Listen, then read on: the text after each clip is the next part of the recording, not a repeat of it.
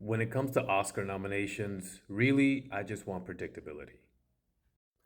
What's up, everybody? So let's talk Oscar nominations for 2026. The big headline is Sinners getting 16 nominations, which is the record, beating out La La Land, All About Eve, and Titanic, which previously held the record with 14.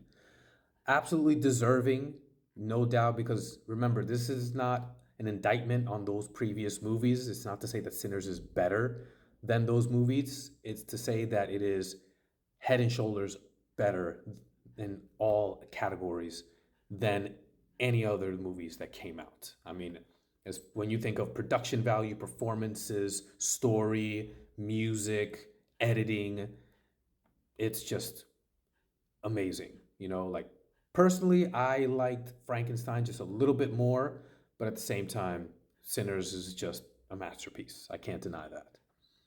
But let's go. I'm just going to do a handful of categories for this video. I'm not going to go over all of them, just some of the big guns. Okay, so why don't we start with Best Picture? We got Begonia, F1, Frankenstein, Hamnet, One Battle After Another, Marty Supreme, the Secret Agent, Sentimental Values, Sinners, and Train Dreams. Now, really, the only surprise and the one that kind of makes my head scratch a little bit is F1. Now, don't get me wrong, I loved F1. It was one of the best summer movie blockbusters in a very long time. I made a video about it, reviewing it, saying how it was one of the best movies I had seen in the summer era in a very, very long time. I just don't see it as Oscar worthy, not even nominations. Don't get me wrong, it had great camera work, great editing, great sound, but Best Picture, that's a bit of a stretch for me. For Best Director, this is a stacked category. Any one of these could win. We got Chloe Zhao with Hamnet. We got Josh Safdie for Marty Supreme. Paul Thomas Anderson for One Battle After Another. Joachim Trier or Trey, I don't know how to pronounce it. I don't speak French. For Sentimental Value, and Ryan Coogler for Sinners. Best Actor, another stacked category. Timothy Chalamet and Marty Supreme. Leonardo DiCaprio for One Battle After Another. Ethan Hawke in Blue Moon. Michael B. Jordan in Sinners. And Wagner Moura in The Secret Agent. I'm super happy that Ethan Hawke is getting some love. He's just one of those great actors that's been around forever, and I'm glad he's getting some attention for his work in Blue Moon. Um, Michael B. Jordan, and there's a part of me that feels like it's cheating because he plays two people, even though it's a great performance that he does for both of them. But Wagner Moura, wow, what a masterclass in acting he gives. I mean, he actually does it in everything that he's done.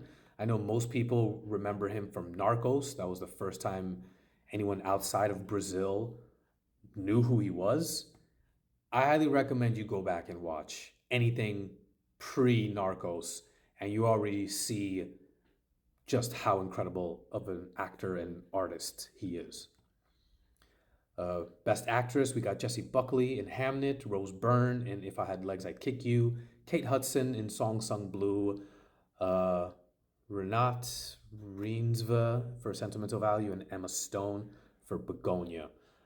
Um, to me, that's like a three-horse race with Jessie Buckley, Kate Hudson, and Emma Stone. We'll see what happens. I'll do a separate video with my predictions, or not really predictions, but who I'm rooting for at the closer we get to March 15th. Best Supporting Actor, Benicio del Toro for One Battle After Another, Jacob Elordi in Frankenstein, Delroy Lindo for Sinners. I like that nomination. Sean Penn for One Battle After Another, and Stellan Skarsgård in Sentimental Value. Best Supporting Actress, Elle Fanning in Sentimental Value, Inga, I can't pronounce the rest of her names, so forgive me, in Sentimental Value. Amy Madigan in Weapons, I was really happy to see that one.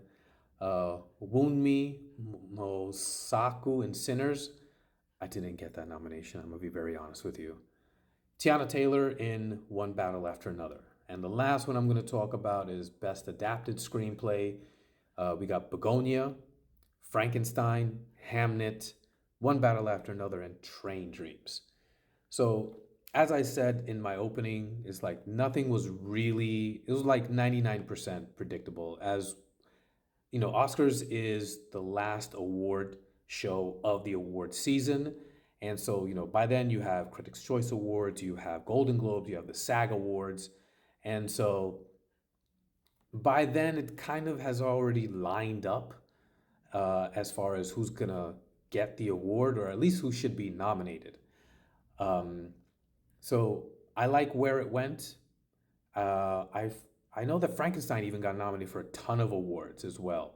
I want to say it's double digits, but I'm not really sure on that one. But I think it's going to be a nice, predictable, boring, overly serious night, which is what I want from my Oscars. Um, and I look forward to it.